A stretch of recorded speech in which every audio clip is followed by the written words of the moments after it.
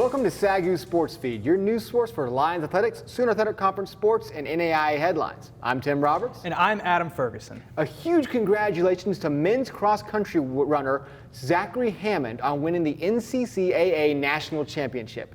Zach led the men's team, finishing the 8K race with a time of 26 minutes and 9 seconds. The men's team finished 6th overall. The women were led by freshman Skyla Mackey, who finished in 31st place with a 5K time of 21:16. The women finished in 11th place overall with an average time of 23:18. We'd like to congratulate both teams and wish good luck to Zachary Hammond and Robert Herrera, who finished in 8th place individually, as they continue their training for the NAIA National Championships in Vancouver, Washington this Friday. This past week in basketball, the Lady Lions took on Huston-Tillotson University in what was a tightly contested battle until falling short in the closing minutes. There were 5 lead changes in the first quarter. Fueled by Sydney Metter, SAGU went on a 10-1 run, but HTU answered back with a 17-6 run of their own to take the lead 37-34 going into the half. SAGU's leading scorer Lexi Rich got into early foul trouble, leaving the majority of the scoring to Sydney Metter, who finished the game with 27 points. Other double-figure contributors were Kiara Glenn and Philippa Green, scoring 10 points each. However, the scoring was not enough, as HTU finished the game on a 16-9 run, making the final score 78-69. The Lady Lions will now shift their focus to their next game as they open up conference play this Thursday at home against John Brown University. The men were also in action this past week as they hosted Jarvis Christian College in a very physical game.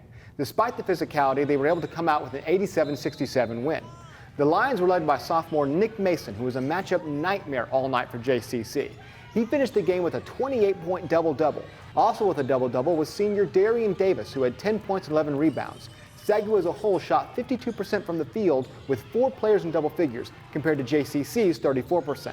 The Lions' great defense, along with their post play, were just too much for JCC to handle. SAGU now hopes to improve their free throw percentage after an abysmal 31% outing, as they prepare to take on John Brown University, opening up conference play. In volleyball, SAGU competed in the semifinal of the SAC volleyball tournament in Oklahoma City this past Friday. Unfortunately, the Lady Lions fell to the top seed Oklahoma City Stars. SAGU was able to hold off the Stars early on in the first set, but OCU took the lead and won the set 25-13. In the second set, the Lions retaliated and were able to take the set 25-23. However, the Lions were unable to maintain the momentum for the next 2 sets and lost them both 15-25. This defeat marks the end of the Lady Lions Sooner Athletic Conference season, but SAGU volleyball will continue on in the NCCAA tournament with dates unannounced.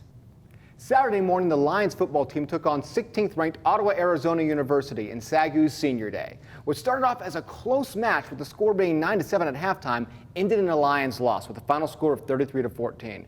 OUAZ rallied in the second half and scored 3 touchdowns and a field goal. With the loss, the Lions finished their 2019 season with a record of 0-10. With that being said, the scoreboard doesn't show the hard work and effort that the football team puts towards every game. The Lions will use this season as a stepping stone to become better as a team and successful in the future. When we come back, we will have Sooner Athletic Conference news and standings. Tired of being passed over for that promotion? Well, did you know that getting your MBA can be a great way to supercharge your professional career? Those who graduate from a 2-year MBA program on average earn a starting salary of $90,000. Through SAGU's online MBA, you can earn your degree while still working at your job. And at half the cost of other 2-year MBAs, there's no need to worry about the price. So what's holding you back? Apply today at sagu.edu. Welcome back. The Oklahoma City University volleyball team claimed its 4th consecutive Sooner Athletic Conference tournament championship against Texas Wesleyan last Saturday. After losing the first set, Oklahoma City Stars started to shine, but the Rams did not go down without a fight, taking the lead in the third set 23-20. OCU's Kennedy Bertling and Marijohanna Bajello-Burke crushed a couple of kills to take back the set. Oklahoma City took set 4 25-20, extending their win streak to 32 matches in a row. Star senior Bajello-Burke had 10 kills, 12 digs, and 5 blocks. Sophomore Isabel Harwell had 20 digs for her 10th 20-dig performance of the season. Sophia Salick was nominated as the Sooner Athletic Conference Most Valuable Player and Setter of the Year. The NAIA revealed that number 16 OCU qualified and will play in the NAIA Volleyball National Championship starting December 3rd. Men's Basketball Player of the Week goes to junior Cameron Hines of USAO. Hines led the 13th ranked Drovers to a 97-92 victory over 6th ranked LSU Alexandria. With a season high of 27 points, Hines helped snap the Generals' 12-game home winning streak. The game was LSU Alexandria's first home court loss since November of 2018. Senior Morgan Bennett of Wayland Baptist is the Women's Basketball Player of the Week. Bennett had a career high of 23 points, hitting 7 of 13 field goals and 3 three-pointers, leading the team to a victory over Our Lady of the Lake University. Introducing the Wrestler of the Week, freshman Matthew Gibson of Indiana Tech. Gibson collected a first career tournament title with the most team points of any wrestler with a score of 22. Gibson has a 6-2 record for the season. Moving over to football, Offensive Player of the Week goes to Tim Whitfield of Langston University. Whitfield had 4 touchdowns and carried the ball for over 175 yards in a 35-20 victory over Wayland Baptist. The junior notched his 6th 100-yard game, completing a record-setting season. Whitfield had 1,300 single-season rushing yards and 20 touchdowns. The Defensive Player of the Week goes to senior Marco Garcia of OUAZ. Garcia racked up 12 tackles and forced a fumble in a 33-14 win over SAGU. Garcia has made 63 tackles for the season. Also from OUAZ is the Special Teams Player of the Week, senior John Williams. Williams set a school record with a 44-yard field goal. Williams ended the season leading the NAIA with 86 kicking points. And now look at the Sooner standings. First, in men's basketball, MacU leads the conference at 7-0, while Central Christian's at 6-0 at number 2. John Brown is 6-0 at number 3, and your SAGU Lions at number 4 at 2-0. Top 4 in women's basketball, Southwestern Christian is 6-0. Number 2, Oklahoma City is 4-0. Panhandle State 3-1 is at number 3, and then Wayland Baptist moves up to 3-1 and is in 4th place. The top 4 in football as we close the season. Ottawa, Arizona wins the conference at 7-1. Langston also at 7-1 at number 2. Lyon College comes in at number 3 at 6-2, while Arizona Christian rounds out the top 4 at 6-2 as well. Coming up after the break, we have NAIA stories and fall sports rankings. Stay tuned.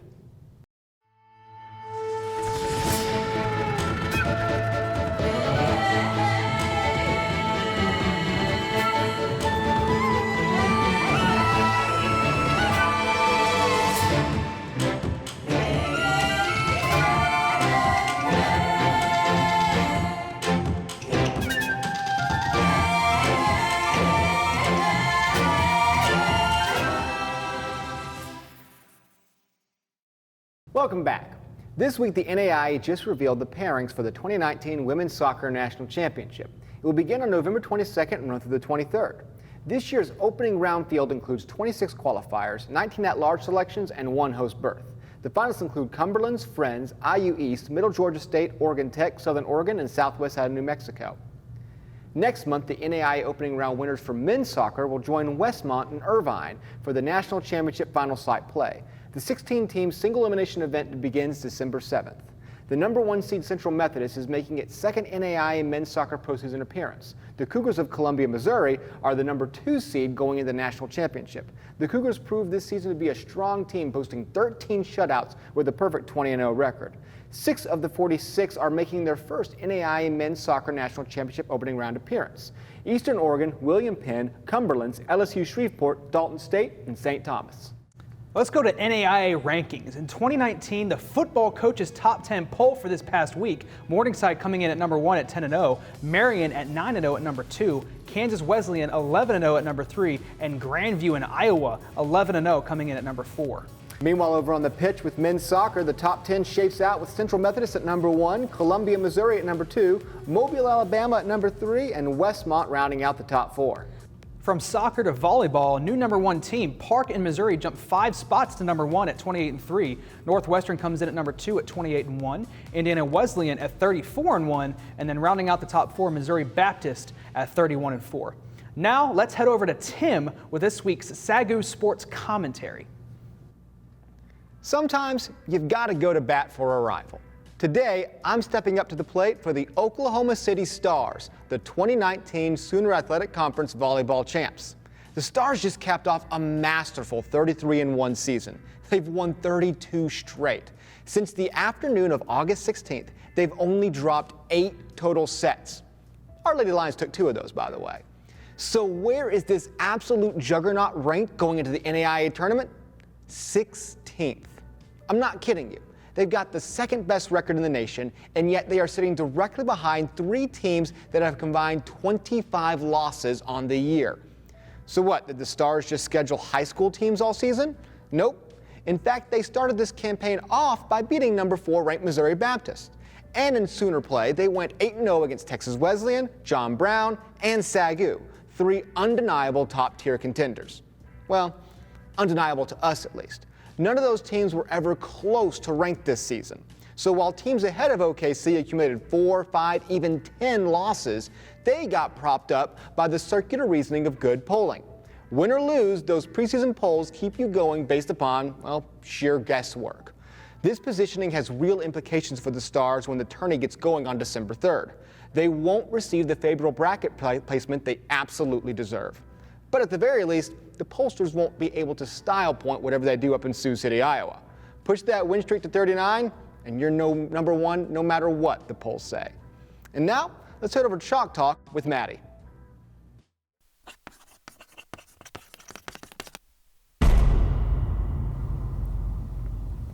This week, the SAGU Lady Lions had a huge win over the MACU Evangels in the first round of the conference tournament. Today, I want to show you guys some of the things that the SAGU Lady Lions had to do to ensure that win to defend their territory here at home. One of the things that the MACU Evangels tried to do was to take out our setter on defense. So what they did was every time they hit the ball, they would try to hit it to right back where our setter, Sophia Ivy, was sitting. However, we planned for that, and we had already designated our left back passer to take the second ball if Sophia were to take the first ball. So in this play, you're going to see that. The ball is set up to the right side of MACU. The ball is hit to Sophia Ivy, but she's already in position and ready to pass up that ball. She passes the ball up. Brittany Stalaby steps in and goes ahead and sets the outside hitter, Ava Myers, for a kill and a point for the Lady Lions. The next thing that we had to make sure that we were doing was making sure that we kept them on their toes. So when we were on offense and swinging, tipping, all those kinds of things, we had to make sure that we were mixing it up and not just doing one thing the entire time. Doing this ensures that they have to continue to stay on their toes and react to whatever we do. In this play, you're going to see Alexis Mueller do a great job of that. So the ball is passed and set to Alexis. She swings. She gets blocked. The ball is passed up again. She goes up. She sees that hole right in the middle of the court where the circle is, and she goes ahead and rolls it right there where the MACU Evangels weren't ready for it and had to dive, and ultimately got a point for the Lady Lions. The last thing that we really had to make sure that we were doing was covering the short side of the court. So every time a hitter went up and was about to tip, we had someone already designated to take that ball. In this play, it's Alexis Mueller. She is on the outside on the front row, and she pulls in ready for that tip. In this case, the ball actually falls through the block, and she's already sitting there ready to pass it up, as you see here. So the ball is set to the outside, the ball goes through the block's hands, but Alexis is already sitting there ready to take those tips. She passes it up, and the ball is set back row. The play keeps going. Alexis does a great job of moving to the outside and already getting ready to swing again. She kicks out, ready to be a hitter, goes up and swings and gets a great swing for the Lady Lions. Coming up after the break, we have an interview with Coach Hank Moore, followed by this week's Pride Profile. We'll be right back. There is a place where lions run free to chase their dreams. It's a place where character isn't an act. It's an attribute, and character on the field or court is as important as the score on the board. Welcome to a place where seeds are planted, dreams grow, and lions always know how to roar. This is SAGU. Welcome back. With us today in the Coach's Corner is head volleyball coach Hank Moore. Coach Moore, thanks for joining us here today on the SAGU Sports Feed. Let's just jump right into it. Another end of another great regular season. Still a bit more time to go. What are some things that have stood out this year with the Lady Lions out on the volleyball court? Well, one of the things that stands out to me is youth. And we're looking at, we play an offense where we have 5 hitters with 1 setter. And when you look at those 5 hitters, only one of them is an upperclassman. The other 4 are freshmen and sophomores. So a lot of youth on the floor playing 4 and 5 freshmen in our rotation, which is exciting.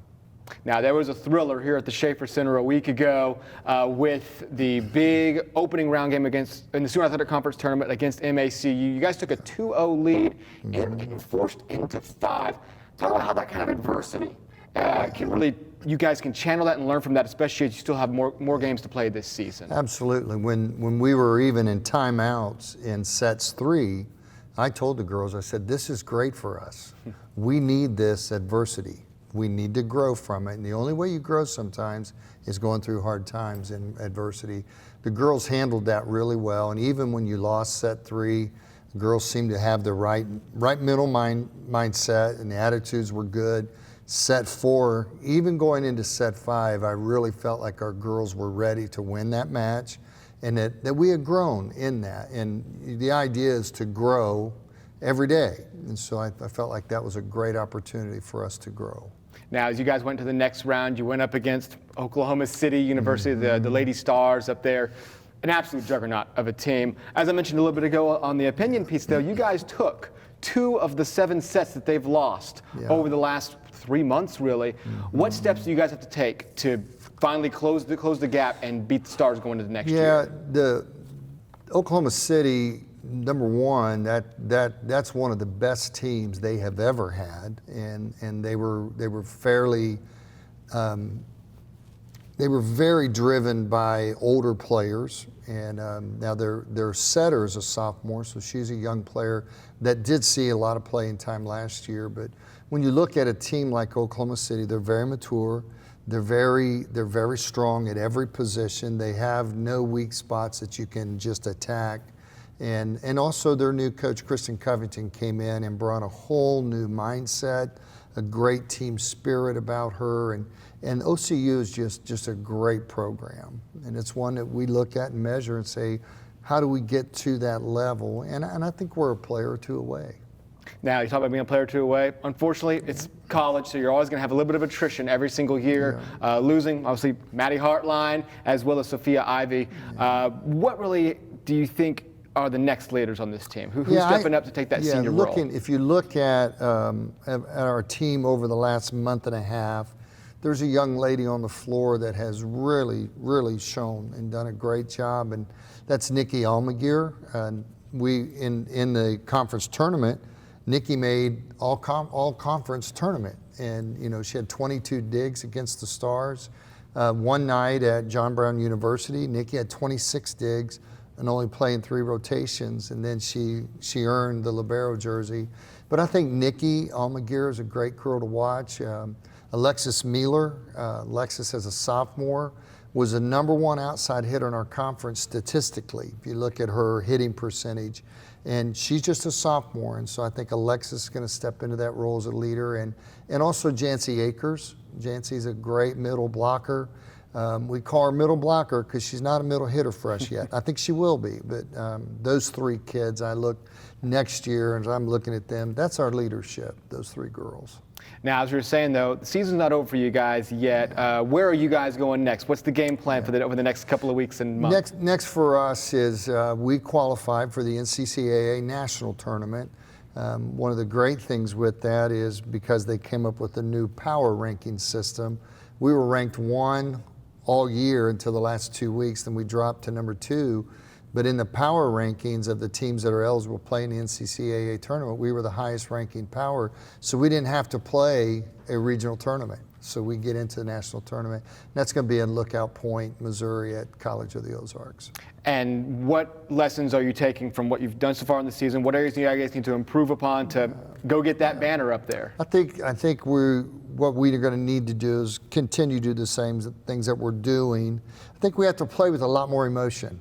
And so when good things happen, that's a great momentum booster, and I don't think this team is quite as emotional as teams that we've had in the past, and I think that's a key for us. I think the other thing for us is passing.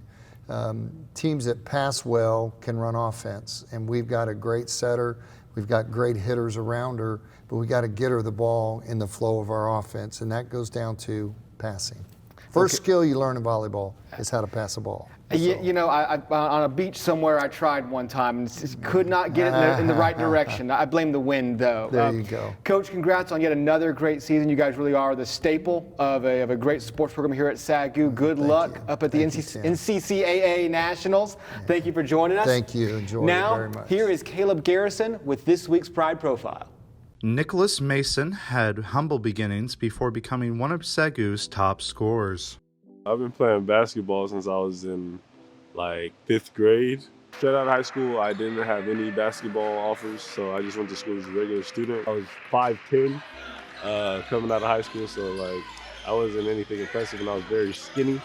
And then after high school, out of nowhere, I just shot up to 6'5", which is pretty life-changing. I was just working out and just playing basketball for fun, and then a lot of people started like noticing me, and people would be like, "Hey, where do you play at? Where do you play at?" And I'd be like, "Nowhere. I just go to school." From there, I had a lot of like trainers and then coaches trying to help me out, trying to get me places. So we joined like this little men's league in Grapevine, and I was averaging like 30 points a game, and he had like our friend recording it, and we just sent it to a bunch of coaches that he knew. And one of the guys on the team knew Coach Deal, so he sent the film to Coach Deal. So like the next week I came to like a little open gym where they had like their team, and I was basically just doing very well against everyone. So he offered me a scholarship that day, and I was like, this feels right, so I took it. His girlfriend, Riker Russell, is one of the biggest advocates for his work ethic. Nick works really hard, especially in basketball. Something that I've really noticed is that 6 a.m. he's there, or 11 at night he's there. But on top of that, he works, which is really hard because he works out like 3 times a day. And then he takes time to go and actually have a job. It's crazy. So Nick had 20 points on the first game, but it still wasn't like his best game. And so that just goes to show that the potential he has is outrageous. His teammate, Darian Davis, shares this sentiment. Nick is just a special player. He's super, super talented. And ever since I met him my junior year here, and ever since I met him, it's just been a blessing on my life. He's just a fun guy. He loves to laugh. He loves making people laugh, and he's just a good person. My parents came and watched him play, and like it was the first time ever. And my mom's told him that if he did not pursue a career in basketball, he should pursue a career in like ballet, because he just prances on the court. Like he's just so light on his feet. He has outrageously good posture. Posture that can be seen when he models. So like my friend has a clothing brand, and he just asked me to take pictures in his clothes, and then like some people just want to take pictures of me, and that's basically how that is. Honestly, I think he's so good at it. Like he has the face for it, but he just is so natural. Every time that I take pictures of him, I think how photogenic he is. And on top of that, like he really enjoys it because it's just something outside of basketball that people have taken an interest in him about. And he's always saying that he's a man of few talents, basketball, and that's about it. But I think he has so much more potential, and I think this whole like modeling transition potentially like just shows that and proves that. No, I don't think I'm called into modeling. I think basketball is what I'm here for. You know, normally, or someone like as talented as Nick, they have like a big head. But Nick, he's super, super humble. And that's one thing I always respect that about him. No matter what he accomplishes on the court or off the court, he's just super, super humble. There's just nobody like Nick. Honestly, Nick is just one of a kind, super original. He's funny, he's sweet, he's caring. He is a genius. He's talented. And so I'm super honored to be his girlfriend, but I really think overall Nick is such a genuine guy. There's nobody like him. For SAGU SportsFEED, I'm Caleb Garrison. Thank you for joining us for SAGU SportsFEED. We're your hosts, Tim Roberts. And I'm Adam Ferguson. We'll see you all next week.